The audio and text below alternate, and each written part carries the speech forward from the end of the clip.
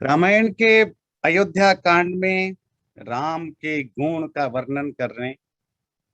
राम इतने लोकप्रिय थे, हर कोई उनको प्यारा समझता है। इवन माँ बाप के भी वो प्यारे हैं। तो उनके बारे में हम सुन रहे थे।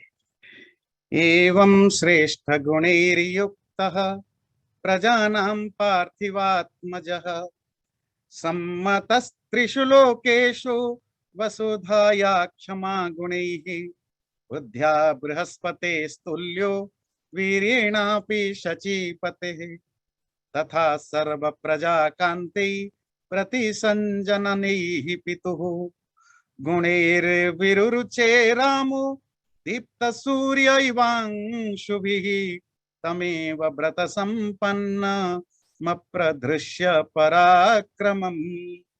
इसी तरह का जो राम, जो सब तरह के श्रेष्ठ गुणों से युक्त था, प्रजाओं का भी बड़ा प्यारा था। राम के अंदर जो क्षमा करने की शक्ति थी, वो वसुधा पृथ्वी के क्षमा करने के समान था। बुद्धिया बृहस्पति तुल्य, उनकी इतनी बुद्धि थी, देवगुरु बृहस्पति के समान मानो। शचीपति इंद्र, इंद्र के समान ताकत था, स्ट्रेंथ था। सब प्रजाओं का वो प्रिय था, सब प्रजा उनको पसंद करते थे। मानो सूर्य अपने लाखों किरणों से चमक रहे हो, ऐसे राम अपने गुणों से चमक रहे थे। सूर्य किरणों से चमक रहा था, राम अपने अच्छे गुणों से चमक रहे थे। तमेव व्रत संपन्न प्रदृश्य पराक्रमम लोकपालोपमम नाथ मकामयत मेदिनी।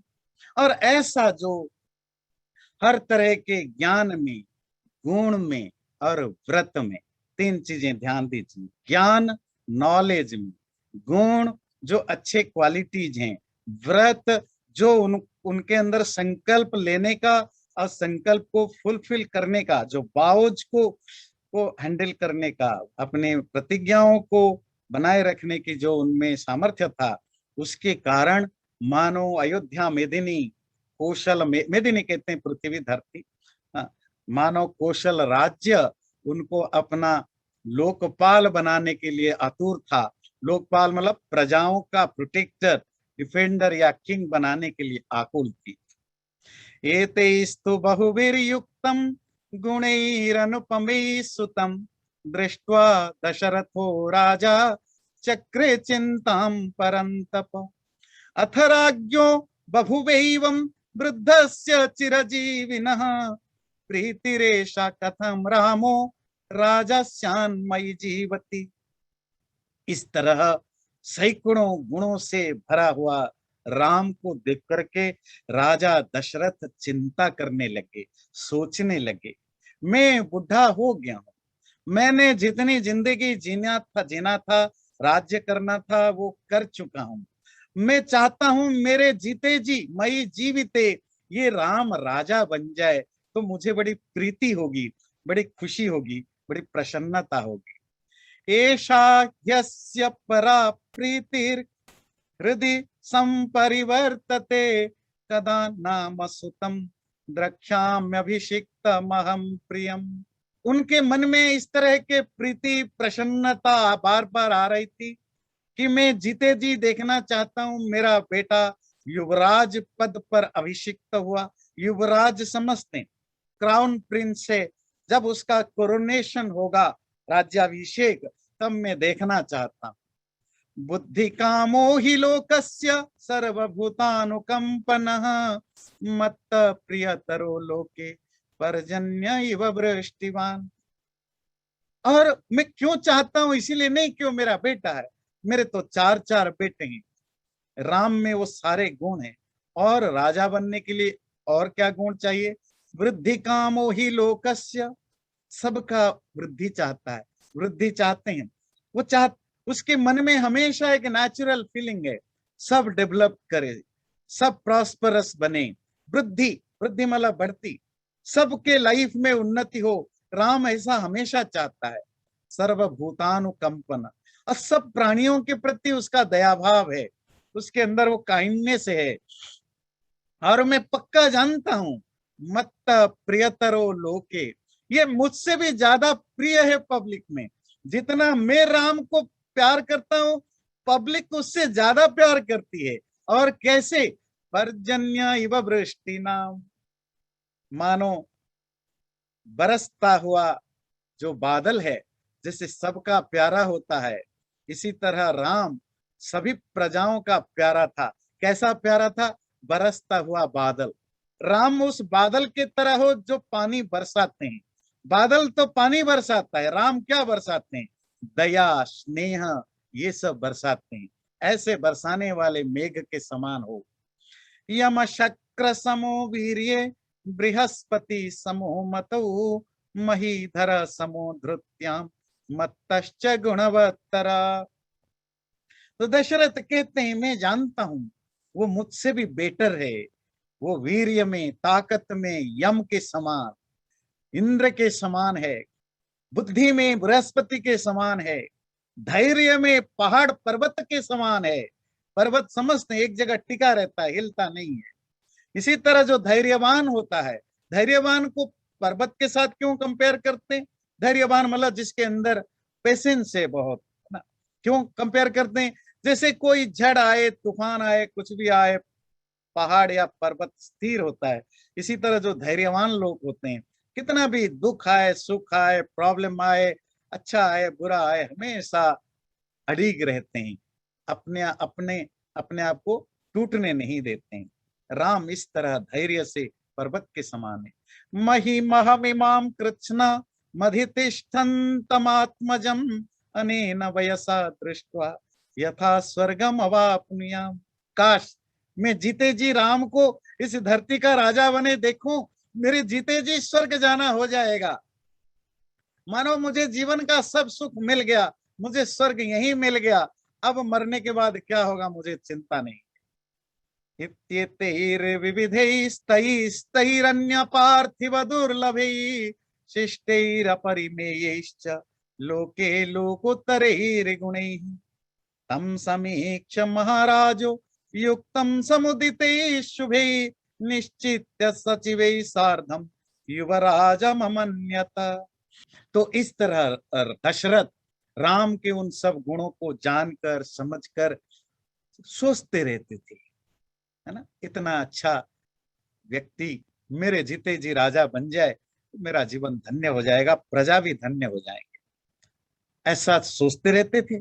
फिर धीरे धीरे उन्होंने अपने सचिवों को, जो भी मिनिस्टर्स हैं, जो भी और दूसरे दूसरे रॉयल पोस्ट में, बड़े बड़े पोस्ट में हैं, काउंसिलर्स हैं, ऋषि जो उनके पुरोहित हैं, उन सबको बुलाया, उनसे डिस्कस किया कि मेरा मानना है कि मैं राम युवराज बने। युवराज का राजा में क्या फर्क है समझ में आता है ना।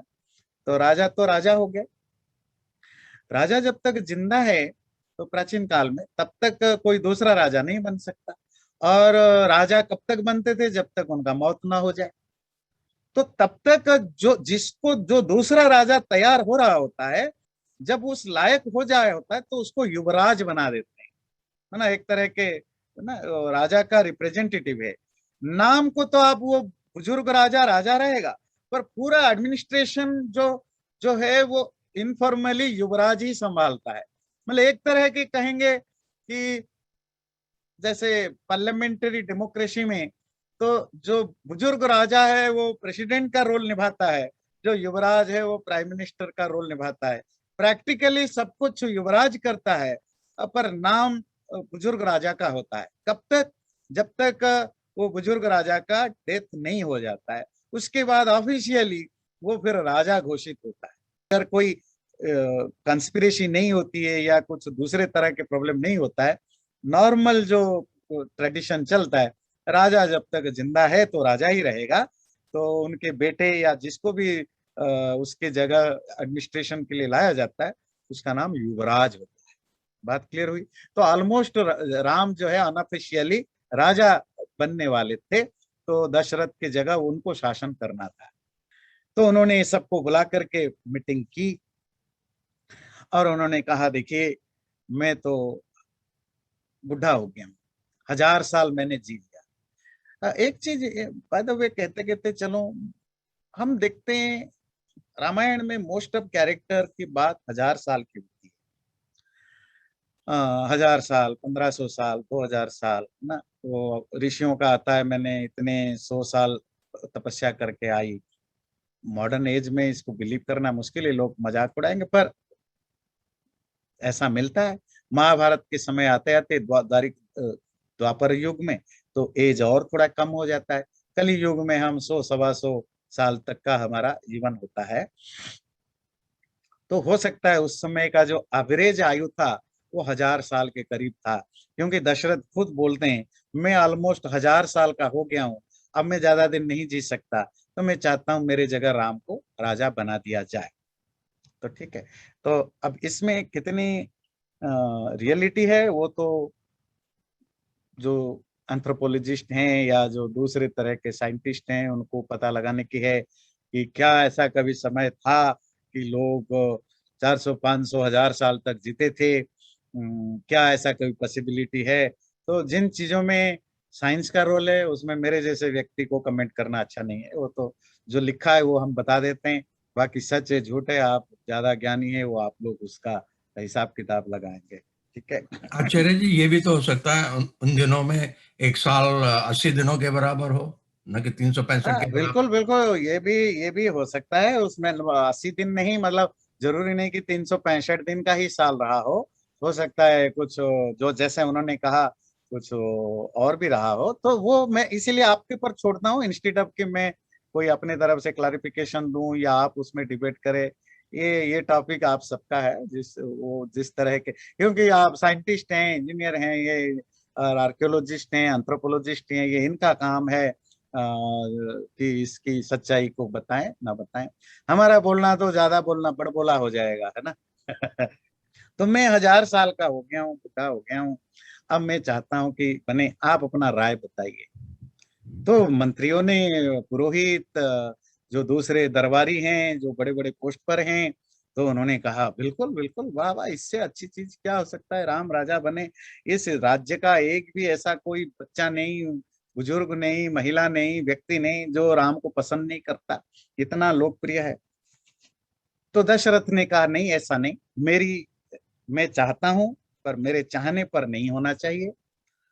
अब मुझे पता चला आप लोग भी चाहते हो, उसके बाद भी हम एक प्रॉपर प्रोसीजर अपनाएंगे। तो जितने भी राजा हम आसपास हैं सबको बुलाया जाए। आसपास के राजा का मतलब ध्यान रखिए, दो तरह के राजा होते हैं ना। एक तो राजा, एक चक्रवर्ती राजा या सम्राट, मतलब सम्राट भी राजा ही होता है। सम्राट को समझ लीजिए इंडिया का प्राइम मिनिस्टर या प्रेसिडेंट, और जो राजा हैं वो समझ लीजिए आपके जो स्टेट के चीफ मिनिस्टर्स या गवर्नर्स होते हैं। और जो राजाओं के नीचे भी जो सामंत राजा होते हैं वो समझ लीजिए आपका डिस्ट्रिक्ट कलेक्टर है ना।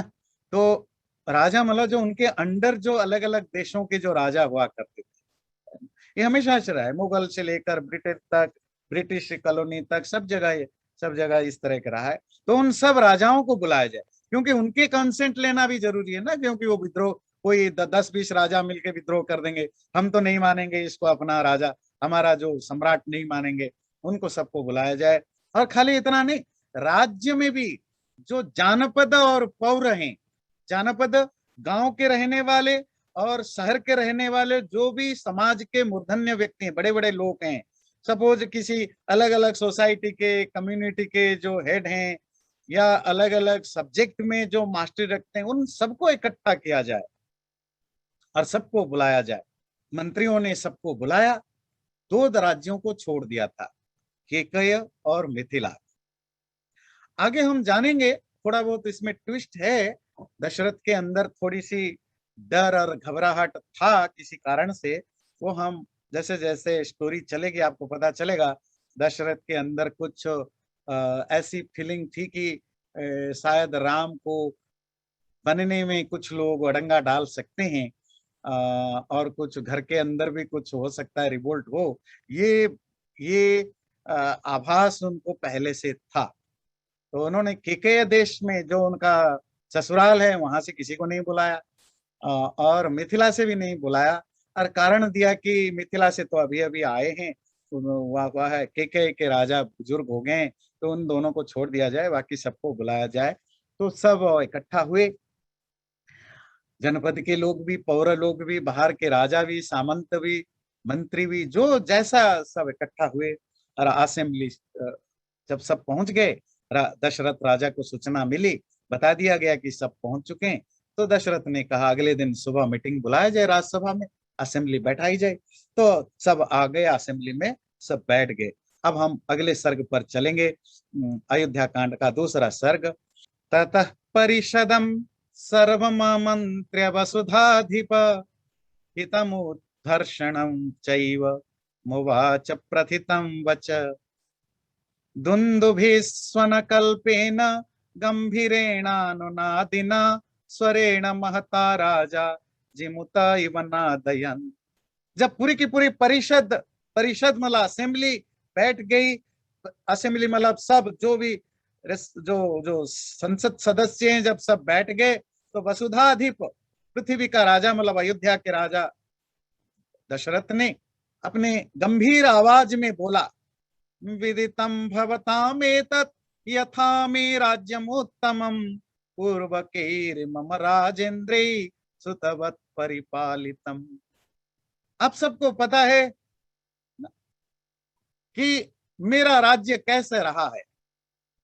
मैं अपने पूर्व राजाओं की तरह अपनी प्रजाओं को बच्चा जैसा पाला है, अपने संतान समझ के पाला है।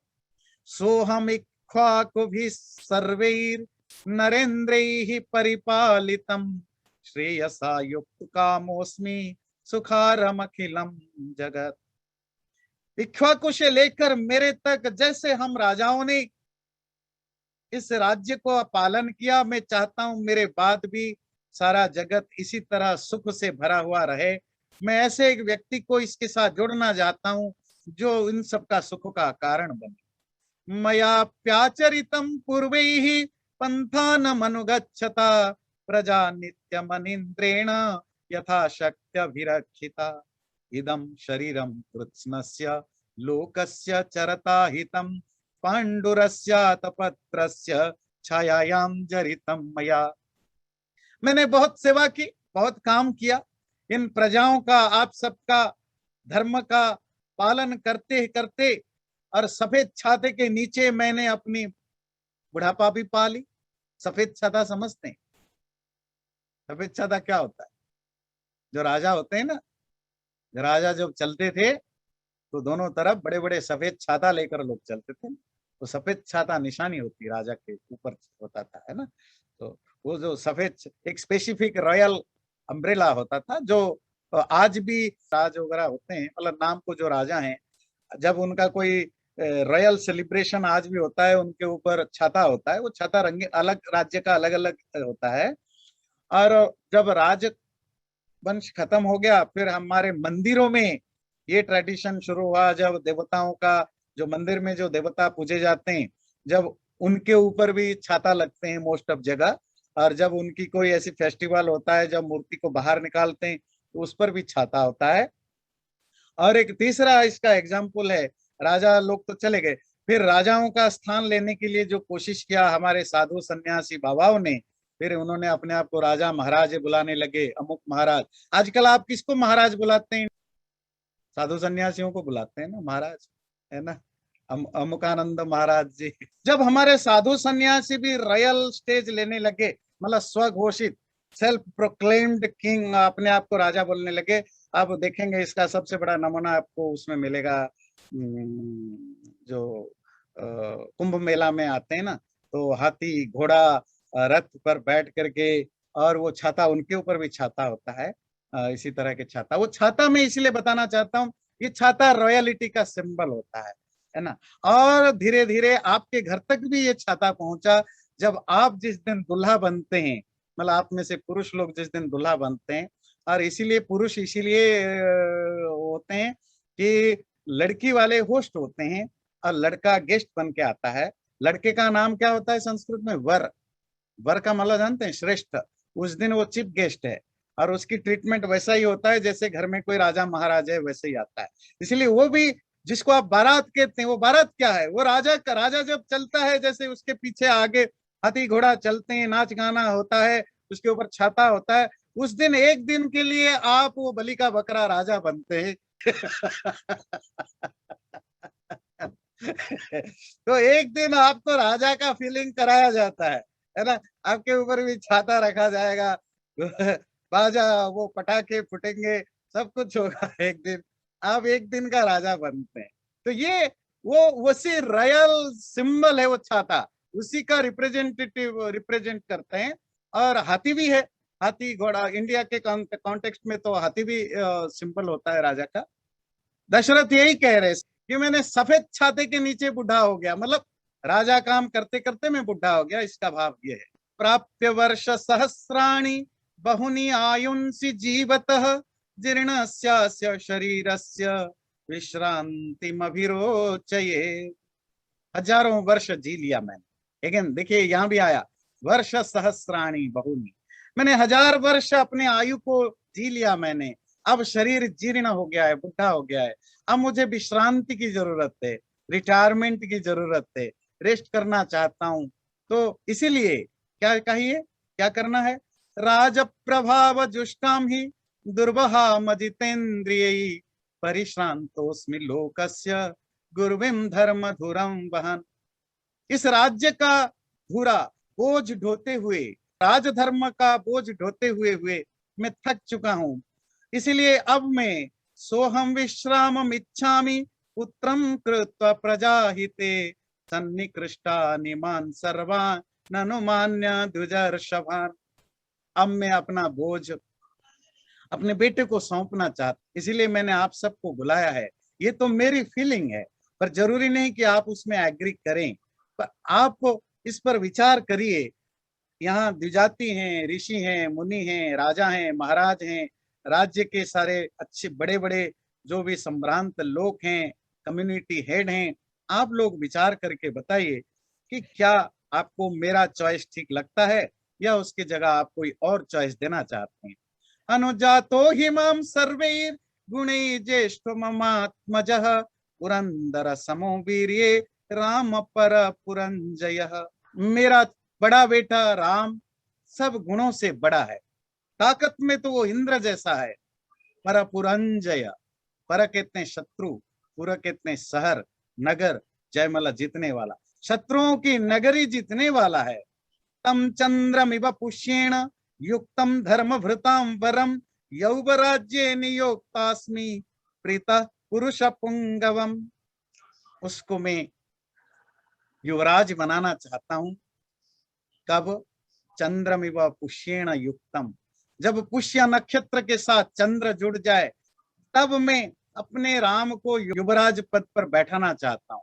राम के साथ क्या संबंध है? आप जो राम का पूरा नाम लेते हैं क्या बोलते हैं? रामचंद्र, है ना।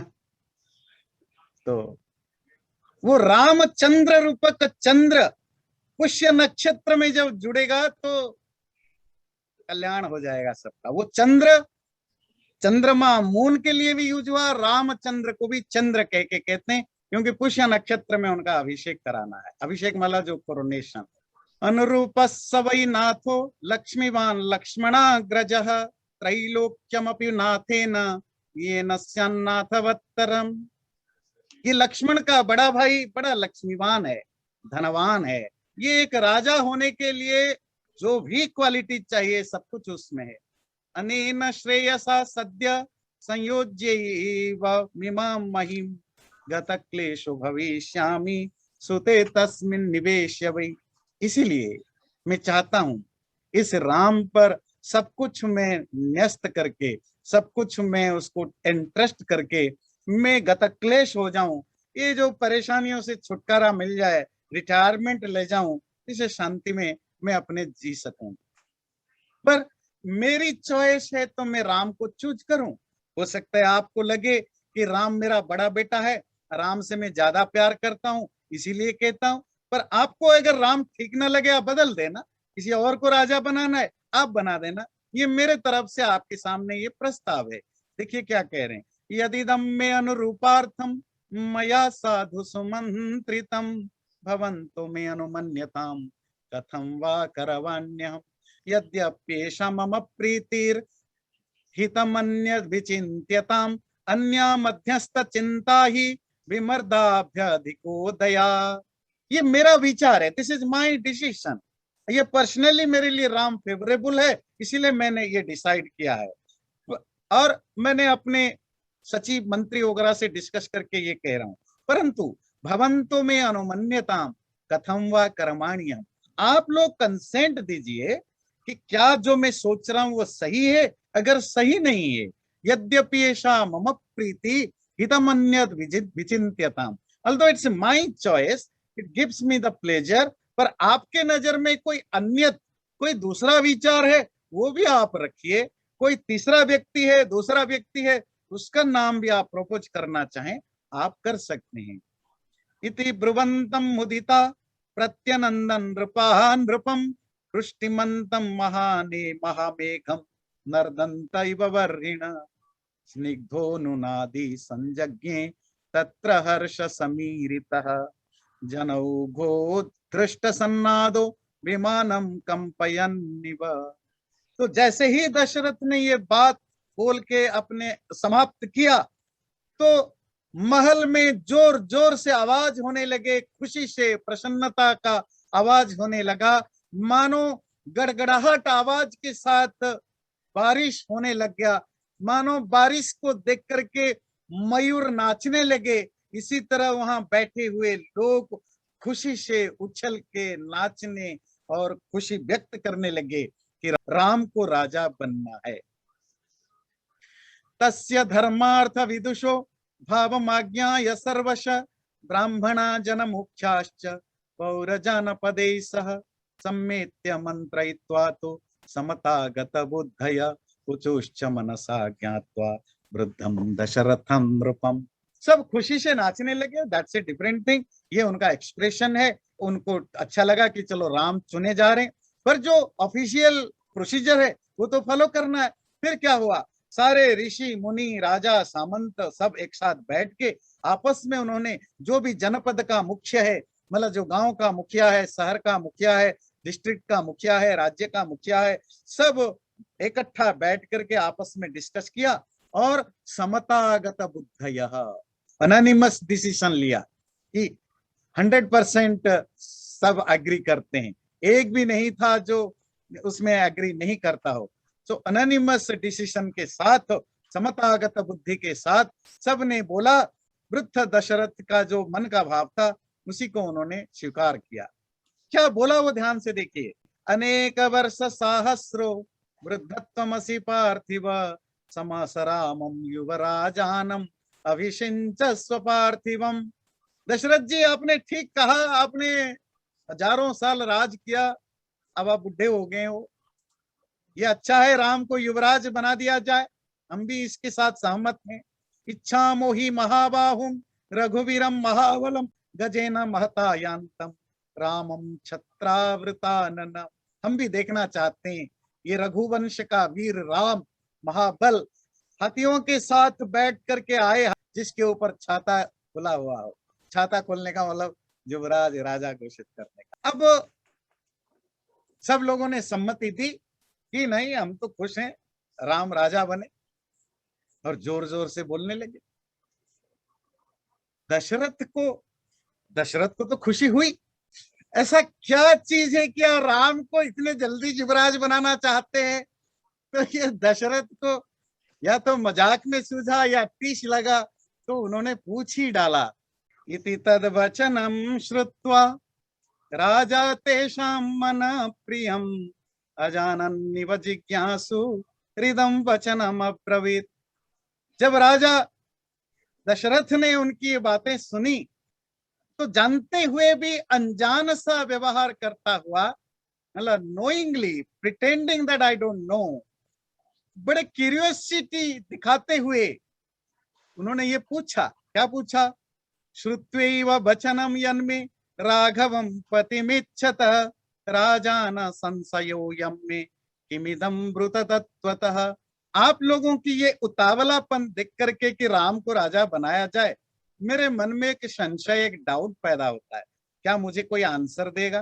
क्या है वो डाउट? कथम नु मयि धर्मेण पृथ्वी मनुषा सती भवन्तो द्रष्टुमिच्छन्ति युवराजम महात्मजम। मेरे राजा होते हुए आप क्यों चाहते हो कि राम राजा बने? भाई मैं राजा हूं तुम्हारा, मैं जिंदा हूं, नियम के अनुसार जब तक मैं जिंदा हूं दूसरे को नहीं बनना चाहिए। मेरे जीते जी मेरे ही सामने आप बोलते हो कि राम को युवराज बना दिया जाए। ऐसा क्या कारण है कि आप राम को मेरे जीते जी बना देना चाहते हो? तब सारे पौरजन, शहर के रहने वाले, गांव के रहने वाले, बड़े छोटे सब लोग मिलकर के बोले, दिव्यैर्गुणैः शक्रसमो राम सत्य पराक्रमः इक्ष्वाकुभ्योऽपि सर्वेभ्यः यतिरिक्तो विशाम्पते। हे राजा दशरथ, सब दिव्य गुणों में इंद्र के समान, सत्य पराक्रम, रियल पराक्रम वाला, जितने भी इक्ष्वाकु वंश में राजा हैं, हमें आशा है कि वो उनसे भी बड़ा बनेंगे। रामो सत्पुरुषो लोके सत्य धर्म। राम के बारे में जो स्पेसिफिक गुण को ध्यान दीजिए, 2-4 गुण रिपीटेडली आते हैं, सत्य, धर्म, पराक्रम, दयालु, क्षमावान। इन शब्दों को ध्यान दीजिएगा। राम सत्पुरुषो लोके, ट्रूथ और राइटसनेस से भरे हुए हैं, सत्य धर्म का पालन करने वाले हैं। साक्षात रामात निवृत्तो धर्मश्चापि श्रियासः। ऐसा लगता है मानो धर्म जो है ना वो राम से ही पैदा हुआ है। देखिए, तारीफ करने की अलग अलग तरीका है ना। मानो एक जगह वाल्मीकि कहते हैं मानो राम धर्म का एम्बोडिमेंट हो, मतलब उनके एक भी ऐसा कोई कैरेक्टर नहीं, गुण नहीं, व्यवहार नहीं जिसमें अधर्म हो, अन्याय हो, अत्याचार हो, है ना। इसी तरह एक दूसरे ढंग से बात करते हैं, मानो धर्म राम से ही निकला हुआ हो, इतने राम धार्मिक है ना। जैसे कोई बहुत बड़ा ज्ञानी हो तो आप क्या कहते हैं, मानो सारे ज्ञान इसी से ही निकला हुआ हो। उसी तरह मानो धर्म इसी से ही निकला हुआ हो, इतने धार्मिक थे राम। और कैसे थे? प्रजा सुखत्वे चंद्रस्य वसुधाया क्षमा गुणी बुद्ध्या बृहस्पते तुल्यो वीर्ये साक्षात सचिपति ही। प्रजाओं की सुख करने में चंद्रमा के समान। चंद्रमा पता है ना, रात की गर्मी में भी वो शीतलता देती है। तो राम प्रजाओं की भलाई के लिए, भलाई करते समय चंद्र के समान, क्षमा गुण में पृथ्वी के समान, बुद्धि में बृहस्पति के समान, वीर्य में, स्ट्रेंथ में इंद्र के समान, धर्मज्ञ सत्यसंधश्च शीलवान अनसूयक शांत शांत लक्षण कृतज्ञों विजितेंद्रिय। धर्म को ठीक ठीक जानने वाले, अपने जो संकल्प है, जो वाव जो वो लेते हैं उसमें हमेशा टिके रहने वाले, शीलवान, अच्छे चरित्र वाले हैं, अनसूयक, किसी के प्रति ईर्ष्या द्वेष अनसूया, कोई एनवी नहीं रखते हैं, शांत, क्षमाशील हैं, सांत्वयिता, दूसरों को काउंसिल करने वाले, श्लक्षण, कृतज्ञ, विजितेंद्रिय, बहुत सॉफ्ट स्पोकन है, सॉफ्ट कैरेक्टर हैं, कृतज्ञ है, फुल ऑफ ग्रैटिट्यूड हैं, विजितेंद्रिय, जिन्होंने अपने इंद्रियों को भी जीत लिया है। मृदुश्च स्थिरश्चित्तश्च सदा भव्यो अनसूयक। बड़ा मृदु है, स्थिर चित्त, उनका मन हमेशा शांत रहता है, स्थिर रहता है, ना सुख में उछलता है, ना दुख में वो परेशान होते हैं। सदा भव्यो अनसूयक, हमेशा सेरेनिटी से भरे हुए, किसी के प्रति कोई एनवीनेस नहीं रखते हैं। प्रियवादी च भूतानाम, सब प्राणियों से मीठा बोलते हैं, सत्यवादी और सच भी बोलते हैं। बहुश्रुतानाम वृद्धानाम ब्राह्मणानाम उपासिता, जो ज्ञानी विद्वान ब्राह्मण लोग हैं, जिन्होंने बहुत सारे शास्त्रों को पढ़ा है, जो बहुत ज्ञानी है, वृद्ध है, उनको हमेशा वो रिस्पेक्ट करते हैं, उनकी पूजा करते हैं। तेना अस्यैह तुला कीर्तिर्यशस् तेजश्च वर्धते। और जिन्होंने बहुत सारे कीर्ति कमाई है, इतने छोटे उम्र में भी उन्होंने इतनी यश कीर्ति कमाई है। देवासुर मनुष्याणाम सर्वास्त्रेषु विशारद सम्यक विद्या व्रतस्नातो यथावत् संग वेद वेद। देव हो, असुर हो, मनुष्य हो, राक्षस हो, बंदर हो, पशु हो, सब में वो सबसे विशारद हैं। और सांग वेदविद, अंग उपांग के साथ वेदों को जानने वाले, 6 अंग 6 उपांग। 6 अंग कौन है वेद के? शिक्षा, कल्प, निरुक्त, ज्योतिष, छंद, व्याकरण आदि। और 6 उपांग न्याय, वैशेषिक, सांख्य, योग, मीमांसा, वेदांत, 6 दर्शन। उसके अलावा ब्राह्मण, आरण्यक, उपनिषद, इन सब ग्रंथों को मिलाकर के जो वेद पढ़ा जाता है, ऋक, यजुर, साम, अथर्व, उसको कहते हैं सांगोपांग वेद। और रामायण में अनेक बार आता है कि राम समस्त वेदादि शास्त्रों के विद्वान थे। और इतना नहीं, सम्यक विद्या व्रतस्नात, ये बड़ा इंटरेस्टिंग शब्द है, ये थोड़ा मैं आपको एक्सप्लेन करूंगा। विद्या व्रत स्नातक, स्नातक कहते हैं ग्रेजुएट, है ना। एक बार समावर्तन संस्कार पर प्रवचन कर रहे थे, उसमें मैंने डिटेल में ये रखा था। समावर्तन संस्कार का मतलब जैसे आप लोग कॉलेज यूनिवर्सिटीज को में पास कर जाते हैं तो आपका ग्रेजुएशन सेरेमनी होता है। इंडिया में आजकल उसको कन्वोकेशन कहते हैं, जहां आपको डिग्री बांटी जाती है। और कौन सी डिग्री आपको मिलते हैं? या तो आप बैचलर होते हैं या आप मास्टर्स होते हैं। जो हिंदी में क्या बोलते हैं, उसको स्नातक बोलते हैं। तो हिंदी का जो स्नातक शब्द है, ये संस्कृत में भी स्नातक कहे जाते हैं, ये प्राचीन शब्द है। मतलब गुरुकुल में जब बच्चे पढ़ाई करने जाते थे, तो जब उनकी पढ़ाई पूरी होती थी तो उनका जो ग्रेजुएशन सेरेमनी होता था उसको क्या कहते थे? समावर्तन संस्कार। वो समावर्तन संस्कार के बाद किसी भी टॉपिक में 2 तरह की डिग्रियां मिलती है। जैसे आज भी जब आप ग्रेजुएट होते हैं या मास्टर्स लेते हैं, तो मेरे ख्याल से यहाँ 2 तरह की डिग्री होती है। एक होता है रेगुलर बैचलर, एक होता है बैचलर विथ ऑनर्स या मेजर, या ऐसा कुछ हो शायद डिग्री होता है ना। भारत में तो है, पता नहीं यहाँ का सिस्टम मुझे पता नहीं है। कुछ ऑनर्स या मेजर के साथ आपने पास किया है। तो गुरुकुलों में जो डिग्री दी जाती थी, एक होता है विद्या स्नातक, एक होता है व्रत स्नातक, एक होता है विद्याव्रत स्नातक। राम वो तीसरे कैटेगरी में पास हुए थे, विद्याव्रत स्नातक। विद्या स्नातक जो ज्ञान में सबसे बढ़िया हुआ, एक्सीलेंट हो, पास कर गया। जो भी पढ़ाई पढ़ाया जाता था उसमें जो पास कर जाए वो विद्या स्नातक। व्रत स्नातक, प्राचीन काल की एजुकेशन सिस्टम सिर्फ सिर्फ पढ़ाई लिखाने के लिए नहीं होता था।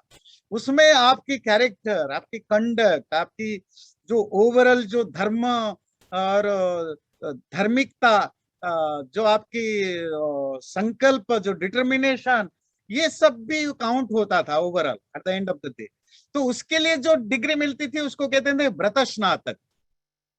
हो सकता है उस ब्रह्मचर्य का पालन, हाँ, ब्रह्मचर्य का पालन करना, इंद्रियों को जीतना, ये सब चीजें व्रत स्नातक में आता है। जनरली जो विद्या स्नातक होते हैं वो आगे जाकर के ज्ञानी विद्वान बनते हैं।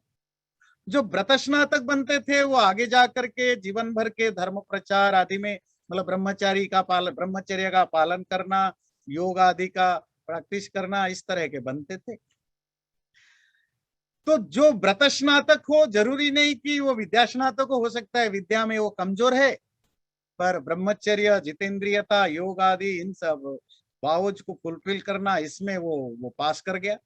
तो जो जरूरी नहीं कि जो स्कॉलर हो, बड़ा अच्छा पढ़ाई लिखाई में बहुत एक्सपर्ट हो, वो व्रत स्नातक हो, जरूरी नहीं। तो डिग्री 3 तरह की दी जाती थी। अच्छा, ये आप हो विद्या स्नातक, सब शास्त्रों को आपने पढ़ लिया, आपकी academically you are very excellent. और ये जो आजकल कहते हैं ना एक्स्ट्रा करिकुलर एक्टिविटीज है, स्पोर्ट्स है, इसमें आप एक्सपर्ट हो। तो पहले एक्स्ट्रा करिकुलर एक्टिविटीज का मतलब आपकी चरित्र, चरित्र समझते हैं, आपका कंडक्ट, आपकी जो जितेंद्रियता, आपकी ब्रह्मचर्य, ये सब चीजें, उसकी डिग्री मिलती थी व्रत स्नातक। ये विद्या में इतना अच्छा नहीं है, विद्या में फेल हो गया, तो व्रत स्नातक है। पर एक तीसरी डिग्री होती थी जो राम के पास थी, जो वाल्मीकि लिखते, क्या है? विद्या व्रत स्नातक। मतलब वो एकेडमिक फील्ड में भी एक्सीलेंट है, और कंडक्ट, बिहेवियर, एक्सटर्नल एक्टिविटीज, ब्रह्मचर्य, जितेंद्रियता में भी एक्सपर्ट है। तो ऐसे विद्यार्थी को जो डिग्री, जो उपाधि मिलता था, उसको कहा जाता था विद्या व्रत स्नातक। और ये पहली बार यहाँ नहीं आया, अभी तक हमने बाल कांड किया और अयोध्या कांड शुरू कर रहे हैं, इसमें 3-4 बार आ चुका है कि राम विद्याव्रत स्नातक थे, मतलब वो गुरुकुल में विद्या में भी एक्सीलेंट थे, व्रत में भी एक्सीलेंट थे। ये ध्यान दीजिए, ये बड़ा इंटरेस्टिंग वो कंसेप्ट है प्राचीन एजुकेशनल सिस्टम का, है ना। और कैसे थे?